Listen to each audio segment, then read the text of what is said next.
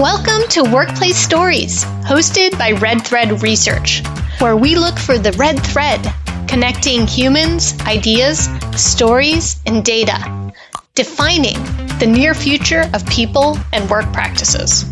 My name is Stacia Gar, and I'm the co-founder and principal analyst at Red Thread Research, along with Danny Johnson, who is also co-founder and principal analyst at Red Thread, and Chris Peary of the Learning Futures Group. We're excited to welcome you to our first podcast season. This episode is part of Season 1 called The Skills Obsession, in which we investigate the current preoccupation with all things skills. We talk to thinkers, writers, leaders, and practitioners about the current state of thinking on why and how we are managing skills at the people and organizational level. We are very grateful to Workday for their exclusive sponsorship of this first season of the Red Thread Research podcast. Today, the world is changing faster than ever, and you can meet those changing needs with Workday. It's one agile system that enables you to grow and reskill your workforce. Workday is a financial, HR, and planning system for a changing world. Workday will also host an exclusive live webinar towards the end of this season, where you can meet the team, Danny, Stacia, and myself, and join in a conversation about the future of skills and skills management. You can find out more information and access exclusive content at www.workday.com/skills.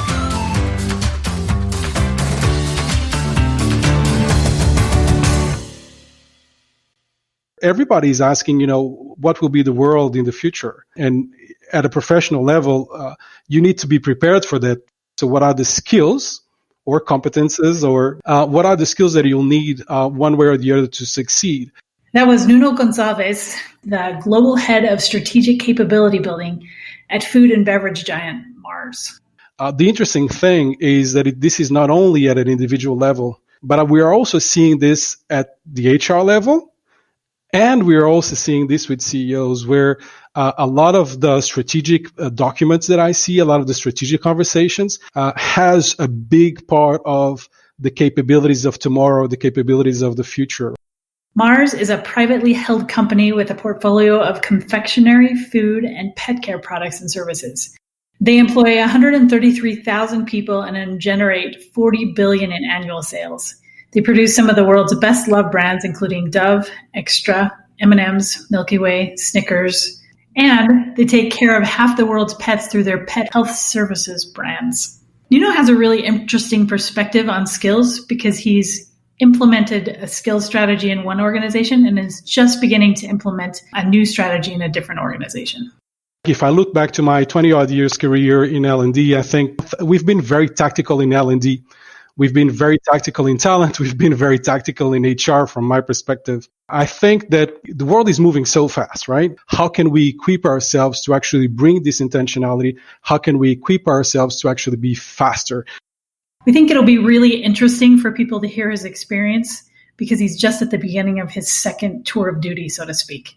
He has some experience in doing it before, but he's applying it in new context. I think this is not something that we can do like HR can do from their ivory tower, but to be there at that table, you need to add value. And our value proposition is, one, we will bring strategic capabilities expertise. Second, we need to evolve this predictive analytics, the analytics part, the data and the analytics. And third, we need to understand really well the business and their strategy as well. Here's our conversation with Nuno Gonçalves.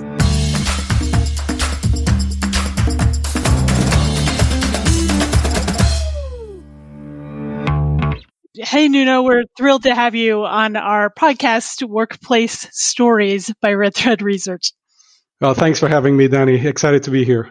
One of the reasons we wanted to talk to Nuno is because he's at the beginning of the skills journey at his new company, Mars, but he did a really similar tour of duty at UCB. And so we're interested in his perspective since he's both done it before and because he's just starting again. So we want to start by just asking you a couple of questions, Nuno. These are sort of rapid fire and don't require really long responses. The first one is, can you give us a quick overview of Mars, its mission, and its purpose?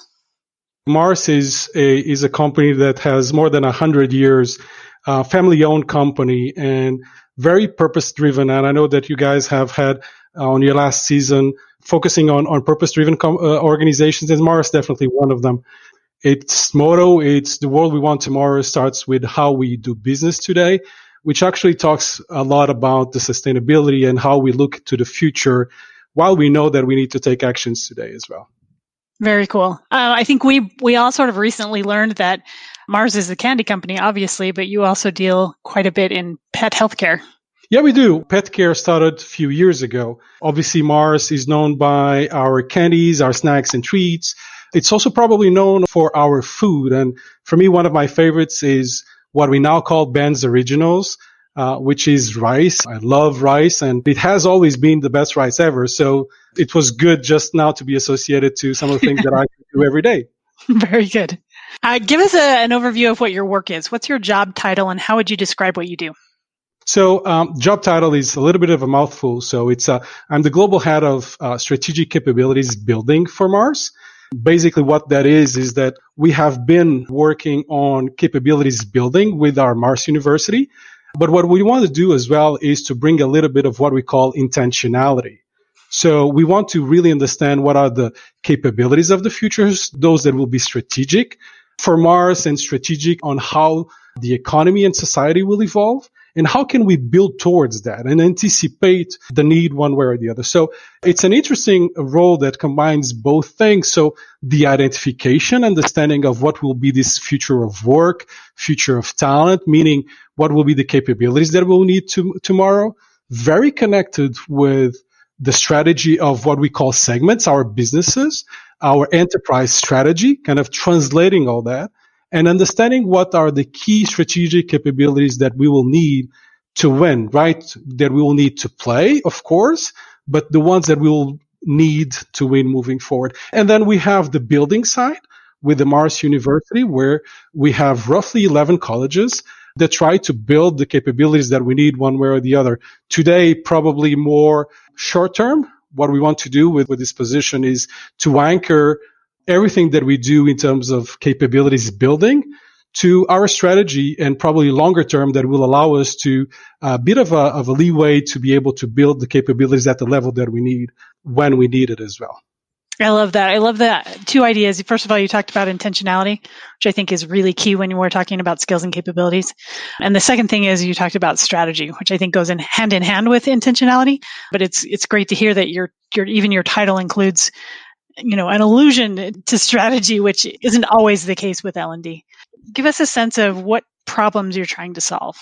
Speed and intentionality. So if we go a little bit toward exactly what we were just talking, I think there's two things. Is if I look back to my 20-odd years career in L&D, I think I completely agree with you. We've been very tactical in L&D. We've been very tactical in talent. We've been very tactical in HR from my perspective. So bringing this intentionality will hopefully move us one level up and bring a lot of purpose to everything that we do. So that's one thing is this connection and intentionality, definitely one of the things that I'm looking and trying to solve. The other one is speed, Danny. The world is moving so fast, right? That if we stay in our chairs and really try to, with our businesses and say, this year we will do this for you guys, and it doesn't fit the speed of the businesses. So how can we go faster? Now there's behind these two very simple words, there's a lot of things, right? So how can we equip ourselves to actually bring this intentionality? How can we equip ourselves to actually be faster? And that's probably, many more things that I'm trying to solve that I'll be happy to talk to you about in this podcast. That's really interesting. We were talking to Satnam Sahu this morning, the head of learning at British Red Cross, and she mentioned the same thing. It's a lot more of a cultural thing than I think a lot of organizations give credit to when it comes to skills. Last rapid fire question for you. What is the most challenging aspect of your work? So I would not go on the technical side. I think, it is challenging kind of, capabilities. What is this and all that? I think I would choose two things, Danny. One is making sure that we see beyond the obvious. And when I say we, it's the big we is the organization, right? A lot of my work, as I see it, will be, and granted, I've been with Mars for 60, 90 days, but a lot of my work will be to show that future and storytell, the journey there. So that's probably the most challenging thing, is to align on what that future will be, as we are doing right now in these first 90 days. And then storytell to the point that we build and co-create that journey together. So I would say that's probably, well, it's the most challenging, but it's also the most exciting part of the job. I dig it. I think that's one of the biggest challenges organizations in general have. It's hard to develop a strategy that is going to change so rapidly, and then it's very difficult to identify the skills that you're going to need for that ever-changing strategy. So best of luck to you on solving those problems. They seem very large. Yeah, but and just if I can, if we're always reactive, we will never be playing a good game, right? So I think when we're talking about skills, it's not only about skills, but eventually we'll talk a little bit later on this. But I think it's also around potential and how can we prepare for any future that we might eventually have. I'm really interested in the storytelling side of things, such a powerful skill for leaders to develop. Do you think your job is to tell stories as a way to recruit the broader organization into the journey to the future? I think it's a key differentiator between kind of a chief learning officer that is relatively in a stable environment, or because you're already very mature and you'll continue to tell the story that you've been telling for the past 2 or 3 or 5 years. Right now, we recognize that we have a journey ahead of us and that we cannot do this journey alone. And then the only way that we see is that we co-create, we bring people to create with us, and we create that journey together, and we go out there, defend that journey, excite people for what we're trying to do, and hopefully over-deliver. Because the down part of the storytelling is that you need to make sure that, one, you build the excitement, but you also need to make sure that you deliver on that excitement. It makes a lot of sense.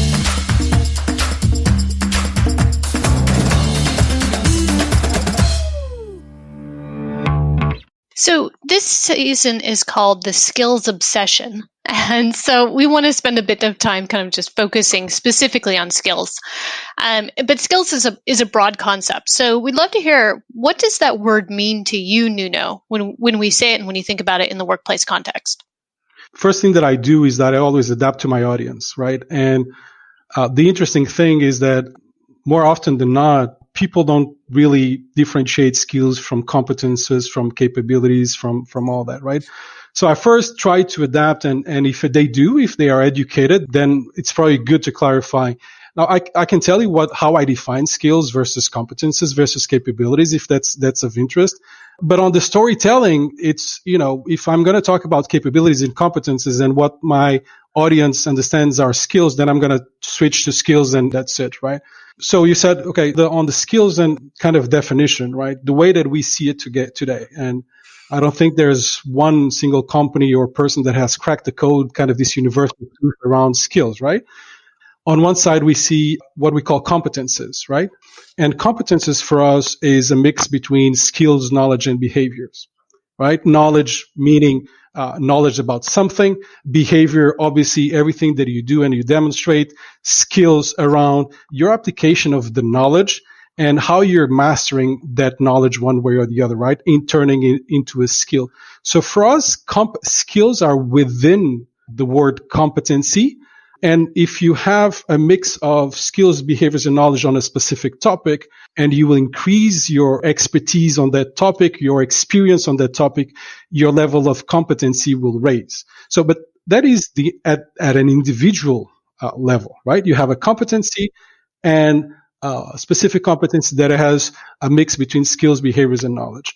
When we see it, and it's a big part of my job, when we see at an organizational level, we call it capability. So basically, if you have a set of people that have similar competencies, which means a similar mix of skills, behaviors, and knowledge on a specific topic, then an organization gains a capability around that topic. So it could be a digital capability, for example. So we differentiate competences at an individual level, capabilities at an organizational level, and when we see individuals, inside the competences, we see skills, knowledge, and behaviors.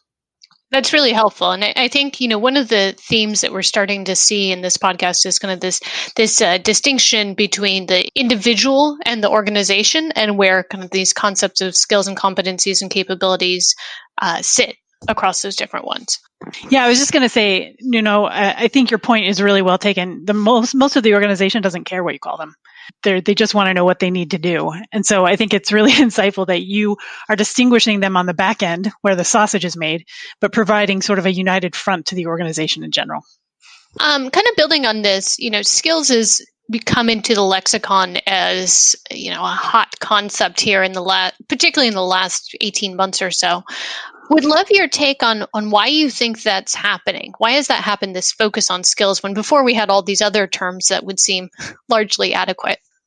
I think it's a lot about the uncertainty, Stacia. I think change is there and will, probably exponentially felt by all of us with this pandemic that rushed and pushed a lot of transformations and a lot of change.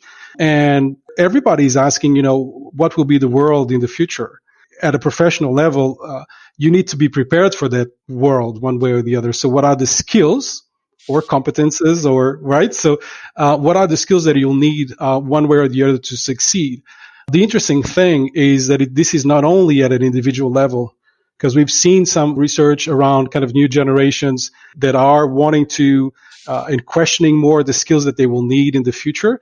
But we are also seeing this at the HR level. And we are also seeing this with CEOs, where a lot of the strategic documents that I see, a lot of the strategic conversations, and I would probably say somewhere between 90 to 100% of all strategic documents that I see has a big part of the capabilities of tomorrow, the capabilities of the future, right? I think it's everybody's trying to prepare one way or the other to a world during and post-COVID. And definitely, I think that's one of the reasons.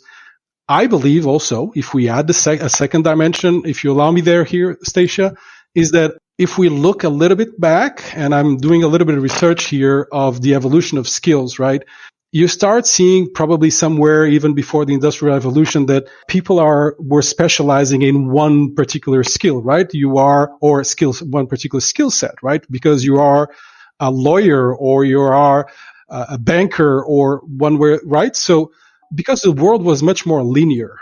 What we are seeing right now is that the world is becoming much more multilinear, right? So there's a lot of different swim lanes one way or the other. And more than that, I think that in the future, what will be really necessary in terms of skills are people that actually talk different languages of skills, right? And people that understand art and then understand technology, and people that understand HR, but also understand legal or also understand any other skill set, right? So talking different languages of different skill sets will be something really, really important in the future from my perspective. And I thought that was already a trend that now comes much more reinforced with what we see in terms of the pandemic as well. Yeah, I think there's an interesting point in that if you look back again to history, a lot of the innovation has come from this intersection between skill sets, as you said, with maybe your lawyer who can also speak technology or whatever it is. But the desire for more innovation, the desire to change mindsets to meet the real complex challenges we have, I think puts a greater emphasis on exactly what you said, that ability to take one skill set and overlay it with another and to create both new insight and potentially new products and services. So I think that you're onto something there. It's this demand that we're seeing is reinforcing the importance of what you said. Yeah, I mean, what I love about what Nuno just said is it made me think that skills, in terms of how we talk about them, it's a language. Skills is a language. And I was thinking about the guilds, and I was thinking about professions and how over time they evolve their own secret languages. It's kind of like a protective mechanism. You would identify a lawyer or you would identify an engineer by the language and terminology that they use. And so I'm seeing in one sense from Nuno's description there that skills has functioned in the past to put people into professional boxes. And I wonder if what's going on now is we need to kind of break down some of those silos, and we need to find a common skills language to allow people to connect across the swim lanes, as Nuno says. Very interesting stuff.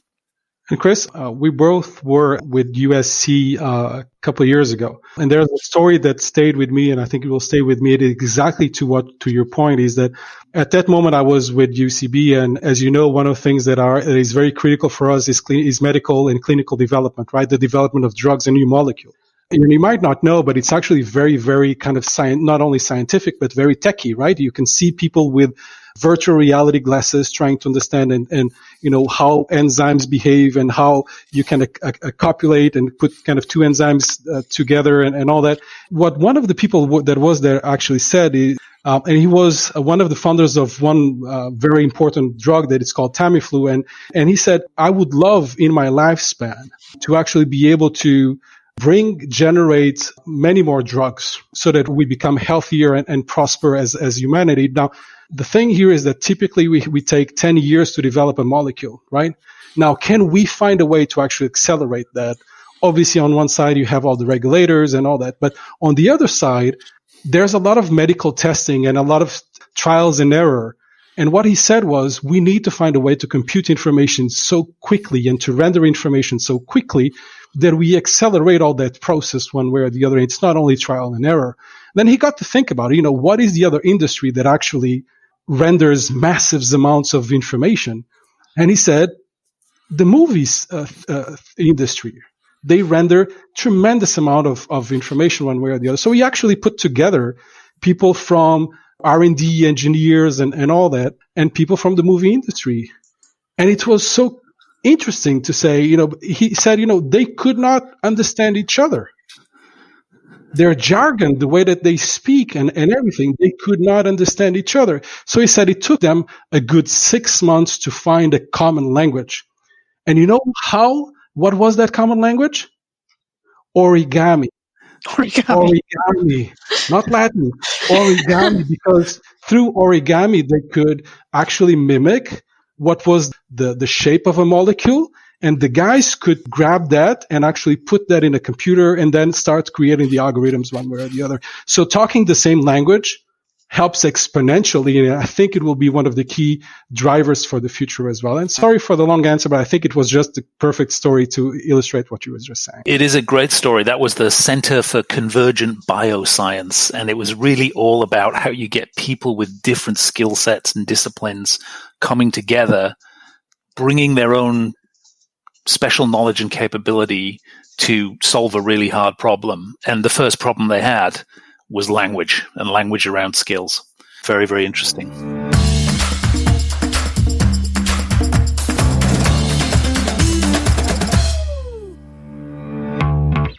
Can I take a tangent off that discussion? You're talking about bringing people with certain skills together. One of the conversations that we've seen, and I actually just barely had this conversation, is, a big theme on supply and demand, the skills discussion with respect to supply and demand. Some skills are, in too short of supply, and then you see crazy salaries. And then some of them are too great in supply, and organizations have to let people go. So how do you think we should think about this problem a little bit more holistically, this problem of supply and demand? I'm not sure if it's how we should. I'm going to tell you how I'm thinking about it, right? So it might be wrong, but you tell me, right? So let me give you an example. So UCB, right? And without disclosing obviously proprietary information, pharma industry is the industry that plans probably with the energy industry that plans probably kind of further away, right? We had a 10-year strategy that for us was relatively clear around drug development, R&D, medical, go-to-market, and all that, right? And in supporting all that, we had all the financial scenarios and planning that we also had, right? Because the strategy is an if-then scenario, right? So we knew what were kind of the trigger points of this strategy for UCB. The same thing that we will know for Mars, right? And every single company has this strategy. So go there and actually understand what are the pivotal moments and the trigger moments of that strategy, the ones that will be tremendously important for this company. And then go, try to translate that and understand what does that mean in terms of capabilities or competences or skills, as you want to call it, and go deep on this. And for example, if we say one of the things that we want to develop is digital commerce, right? It's out there. We want to gain more market share on our digital platforms. What does this mean for us? What does this mean in terms of capabilities? And because we are looking at 3 or 5 years, we're not going to see it at an individual level. We're going to see where we are at a job role level, right? And will this job be done the same way? What do you need to do it to be there in 23 or 2025? Will this job be done the same way or not? Will digital change one way or the other the job? Will it augment the job? Will it become obsolete? Will you be doing digital branding the same way that you're doing right now, or will it evolve? Then go out, see how your competitors are doing in terms of digital capabilities. How many people are they hiring? Are they hiring more than the previous years or not? Go see job boards, right? Go see and try to understand where are these people. Go see where they're hiring them from, right? So all that will start to influence what is your supply. And it will start to give you a perspective of what is your demand as well, because if you understand what is your strategy, you understand what are the capabilities that you're going to need, you understand how many people you'll need, you'll have the capabilities and you'll have the volumes and you know where these people are. Now, the question then is, what are you going to do about it? Are you going to build these competences or these capabilities? Are you going to buy these capabilities, which normally is very attached to what I call your time to competency. If you have a time to competency of 18 months, if your gap of competencies is too big, you probably need to go outside. If you can ultimately develop internally, you can eventually do it internally as well. So talk to me a little bit about that, because along with that discussion, we're hearing a lot about tangential skills. So in the past, it's been, do you have the skill? Do you not have the skill? Oh no, we don't have this skill or a capability. Therefore, we need to hire it from the outside because we don't have time based on the strategy that we have.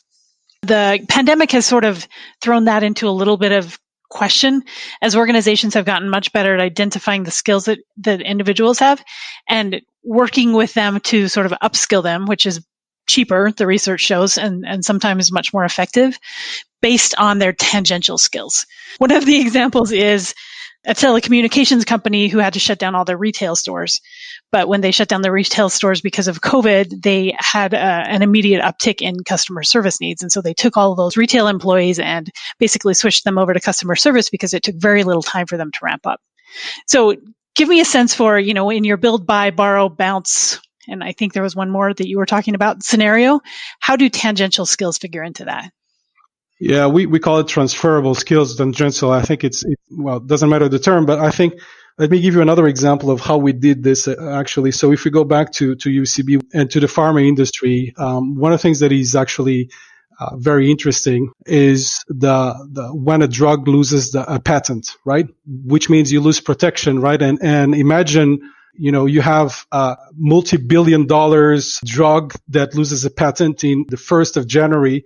And in some cases, depending on how competitive is your landscape, that could mean losses of revenue of roughly 70 to 80% in 12 months. So if it's a $1 billion drug, in 12 months, you might be losing 700 million, right? It's aggressive, right?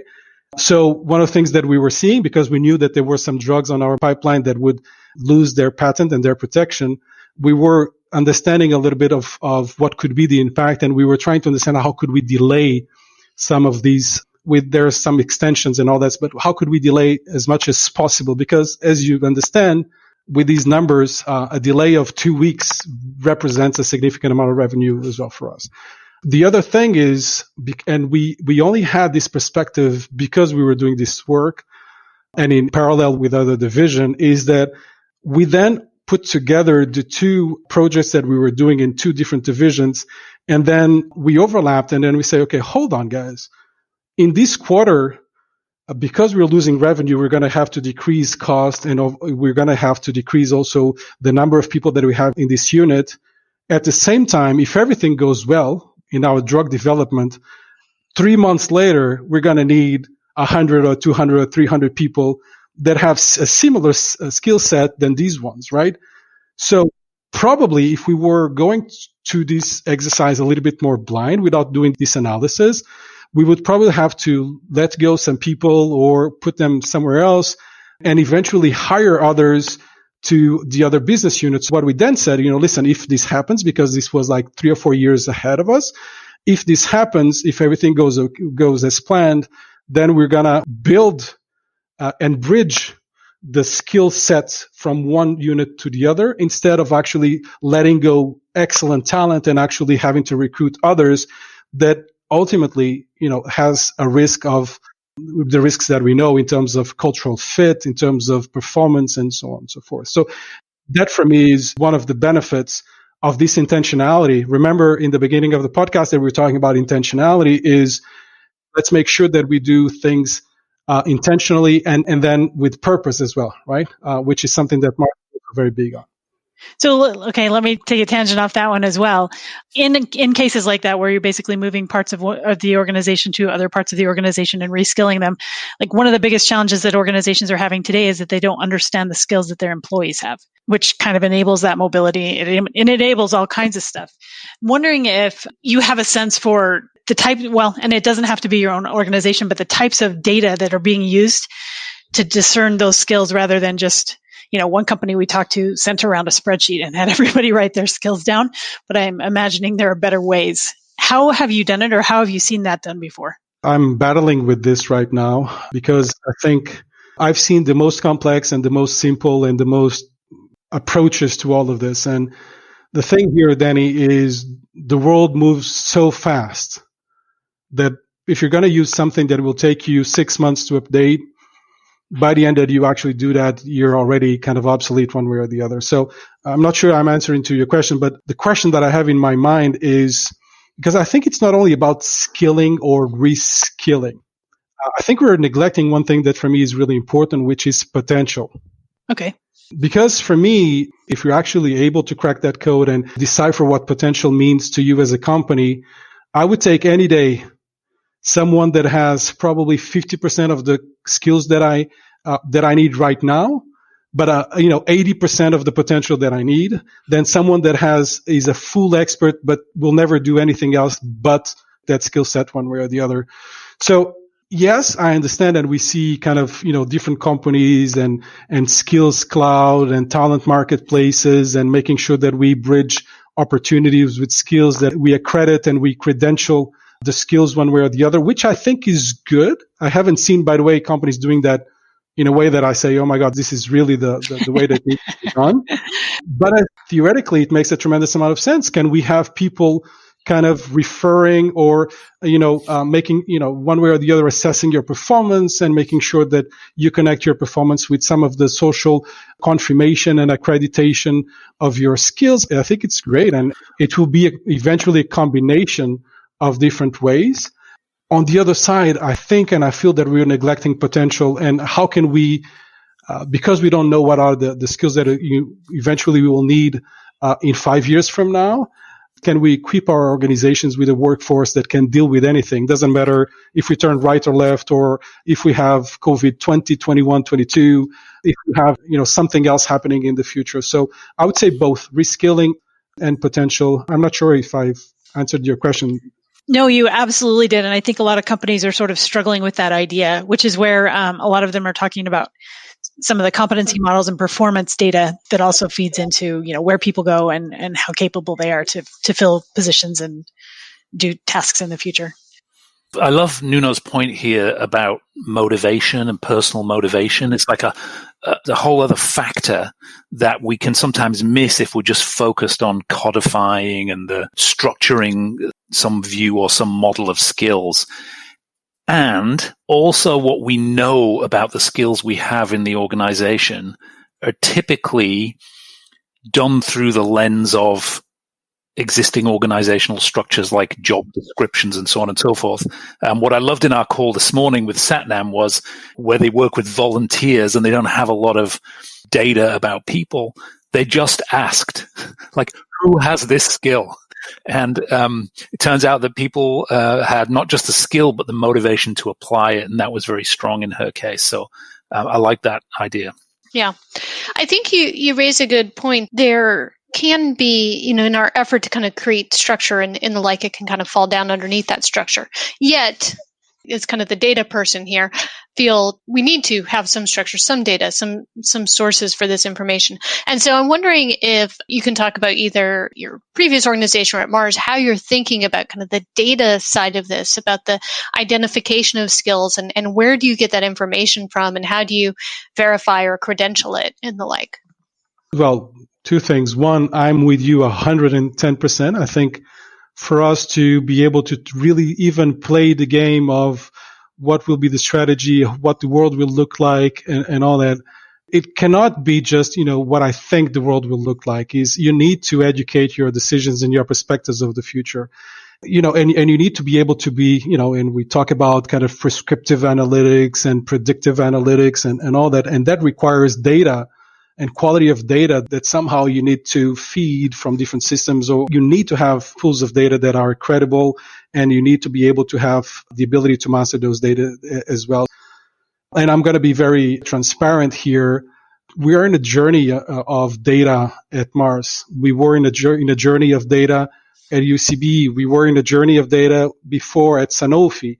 And I'm probably most of the kind of legacy organizations that, like Mars, that we've been here for 100 years. We are all in this journey. My take, and I'm saying this in my domain, not at all on the business of Mars and all that, is that we are very immature on our ability, sometimes to describe the past, on the descriptive analytics, right? And this is one of the things that will be strategically important for us in the next 12, 18, 24 months as I'm building that strategy. So this is a little bit of a below the hood for the strategy of Mars, is that our ability to actually move the needle here from this at least being good describing what happened, right? So that we can start diagnosing what happened, so that we can start being much more prescriptive. That's a journey that we need to do. So right now, I've seen others, to your point, I think I've seen people cross-referencing performance systems, right? And it's not only performance of our performance management systems, but actually business performance systems with HR performance systems. I've seen people doing the credentialing piece. I've seen people just go to LinkedIn and use LinkedIn. Now, is it make sense or not? So what I'm looking for and what I'm waiting for is to something that actually grabs information from different parts of the organization, is able to cross-reference. And one way or the other, we start inferring those skills with strong inference, predictable data as well. And I've seen some companies that are saying that they do this. In true honesty, I haven't tested. I don't know if that's really the case. Mm-hmm. Yeah. One thing you mentioned a couple of times that I'd like to dive in on a little bit more is you said we're on a journey. It's so, and I think that implies, yes, learning, but people analytics and some of these other functions. So as you think about kind of the core team, the Tiger team, as it were, who's going to be focused here on skills, who is that? Who are you planning to work with? Who do you think you should be working with? So remember when I said that storytelling was probably a big part of my work? So the way that we see it, and so telling you a little bit of what I was able to see at Mars, right? I came in, I have the 11 colleges with me. We are very vertical. We are kind of, every single college in their stream lanes and all that good stuff. So of course, and important stuff. But the question is, are we doing strategic stuff, right? So we were and we are very functionally driven, because traditionally those academies, those universities are very kind of topic driven, right? And which means, supply chain, R&D, and all that. Throughout the entire process and my onboarding at Mars, I always heard, we are very, very functionally driven. Where are our business? And it's actually a really good provocation, right? Where is our business? Because whether we like it or not, strategy comes from the business, right? And the strategy teams. And that's one of the things that, you ask who, we are already approaching and much closer to the strategy teams and to our businesses. And believe it or not, they are eager to have us. Remember, every single strategy paper talks about capabilities building, capabilities of the future. And we've been trying, but our organization, one way or the other, we are still not mature enough to have the deep dives and they have the expertise to be able to even reinforce even more our HR strategy of the different segments and enterprise. So segments, but the business, the customers, we need to be much closer to them one way or the other. But that's a lot of people. Now, we cannot also neglect the functions because those are the subject matter experts. Those will be the guys that will tell me, if you want to have 12% more market share in digital commerce for one of your products, that will give you, and this is all fictitious, obviously, that will increase your revenue by $1.3 billion. If you want to do this, you need to do things differently. You need to have a different skill sets. These people, these roles need to have a different skill sets. What are these skill sets of the future? How will we do brand planning in the future? How will we be doing brand positioning in the future? What are the biggest changes in skills and in behaviors and all that? So we need a lot of people, Stacia, because I think this is not something that we can do like HR can do from their ivory tower and say, now it's digital and let's do a little bit of a digital dance here and then everybody has those skills and then it's good. But to be there at that table, Stacia, and this is reinforcing what you're saying, you need to add value. And our value proposition is, one, we will bring strategic capabilities expertise. Second, we need to evolve this predictive analytics, the analytics part, the data and the analytics. And third, we need to understand really well the business and their strategy as well. So this is what I first need to equip my team with and start already as much as possible piloting some of the support that we need to provide to some of our segments. We've talked about a lot of things and we've sort of raised a lot of challenges that you've sort of come across in your positions. What gives you hope that we'll crack this nut? It's a very great question. Can I tell you a little bit of a story then as well? I left UCB beginning of 2020, so it was great timing, right on top of COVID and all that. So I left UCB and I was looking for other challenges, kind of the second part of my career and what am I going to do? And it was the culmination of 12 intense years of moves from different industries, different companies and different geographies and all this stuff. And it was really good to actually do a little bit of a timeout.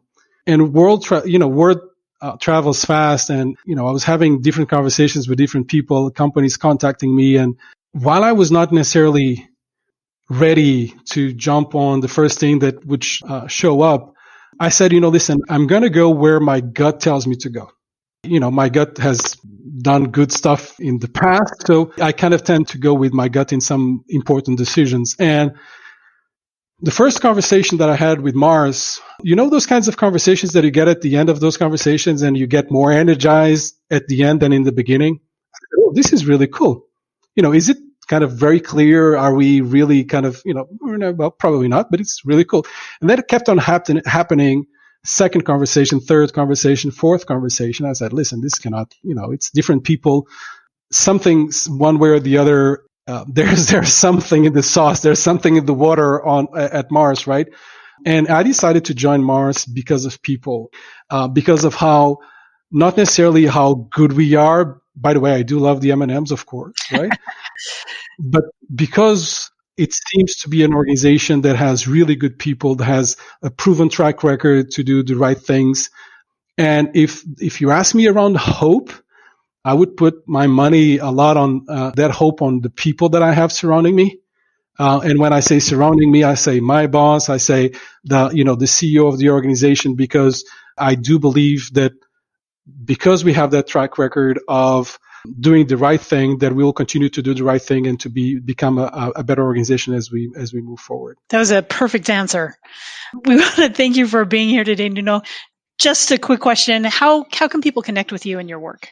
So I am relatively shy, extrovert but shy, which is an interesting combination.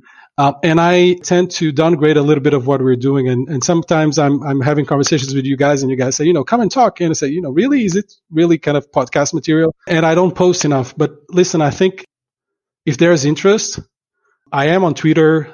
I am on LinkedIn. Reach out. If you want to hear more, kind of give me a nudge. I might lose a little bit of the shyness and start posting more and sharing more out there. And if you find it interesting, and I'll continue to do that as well. We'd like to finish with a question that actually ties back to our previous podcast and some of our other work, and that's around purpose. So we want to know, why do you do what you do? Me individually, Stacia? You individually, Nuno, what is it that inspires you to do the work you do? I'm a little bit on a quest. I think it's evolving, because when you're younger, it's probably different, and as you mature.